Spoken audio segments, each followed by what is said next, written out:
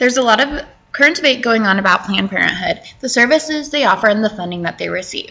In light of the new election, I thought it would be great to cover this current event assignment because it's so popular in the news right now. First off, let's talk about what is Planned Parenthood. Planned Parenthood, in a nutshell, provides access to services like abortion, birth control, prenatal care, STI/STD testing, and emotional support services. This also offers education services, but it would mainly act as a secondary level of prevention, meaning it treats the risky behavior before it goes onto the tertiary prevention, which means it just treats the quality of life. Planned Parenthood also believes women have a choice no matter what. They treat a diverse and disadvantaged population through access to discounted sexual health services. They're located in 360 countries, especially in rural areas that do not have access to federally qualified healthcare centers. The difference from these healthcare centers are that Planned Parenthood specifically focuses on individuals of reproductive age and the care that they would need in that time. Planned Parenthood, however, is a nonprofit organization, so the funding they receive is federal and non-federal. They rely on third-party donations, grants, and reimbursement from Medicare and Medicaid.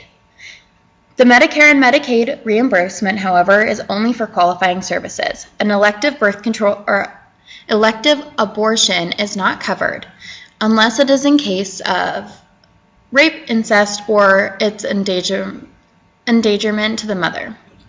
It's a constant backlash and debate over keeping this funding, though, because some view reproductive rights as an elective, and contraception should not be provided or paid for federally.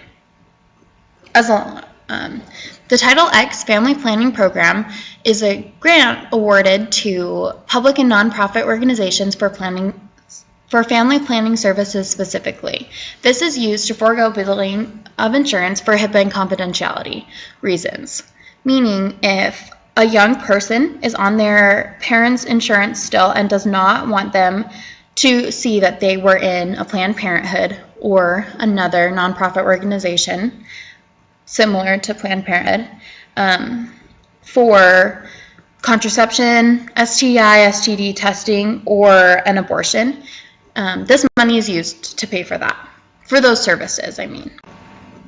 The similarities and differences from a federally qualified healthcare center and Planned Parenthood is that while they both treat a similar population for a disadvantaged and diverse and disadvantaged population, the FQHCCs follow individuals through their entire lifespan and covers a wider range of patients, including children, more men, women, and offers other services than just reproductive health. They are federally funded, so as mentioned before, that means there's no access to abortions, but it's also geared for public health. So healthcare for homeless, migrant health services, and housing opportunities for low-income families. In comparison, Planned Parenthood addresses reproductive rights specifically, meaning they screen for STI, STDs, cancer, and provides education about sexual health, along with the other services we covered in the beginning of this presentation. There are implications, though, for cutting federal funding for Planned Parenthood, as we've watched in the news recently. Prevalence of communicable diseases, meaning diseases that are spread from person to person, such as HPV, herpes, or chlamydia, could rise in young people, leading to more expensive treatments and a lower quality of life, or even people going untested and untreated because they do not have access to the services. And while the federally qualified healthcare centers do provide a comprehensive list of primary care services, patients would lose access to some reproductive health services, like abortion and discounted birth control in some cases.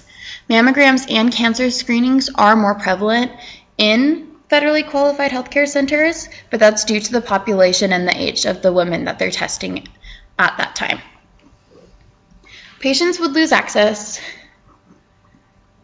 to Title X grants as well. So the STI, STD screenings, abortion services, and birth control services would not be as confidential, which could also lead to patients going untested and untreated for fear of backlash from their families. In 2014, 42% of the services provided from Planned Parenthood were geared towards STI and STD testing, and another 32% was providing contraception to patients.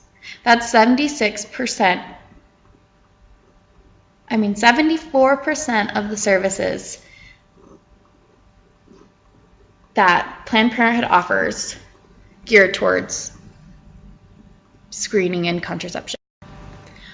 Some takeaway questions I wanted to ask you after this presentation were, how do you think the new election will affect Planned Parenthood funding?